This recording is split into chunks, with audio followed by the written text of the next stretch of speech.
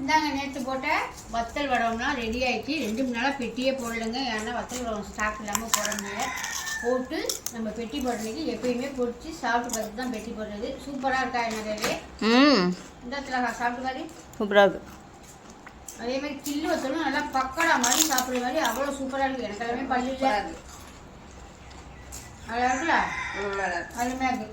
இங்கே பாருங்க, இது எல்லாமே கில்லு வத்தல், அது வந்து ஜவ்வரிசி வத்தல், அந்த பக்கம் மிளகாத்தூள், மல்லித்தூள், மசாலா ஐட்டம், மாவு ஐட்டம், அப்புறம் அது வந்து இது என்ன வந்து கஞ்சி மாவு, உளுந்து கஞ்சி.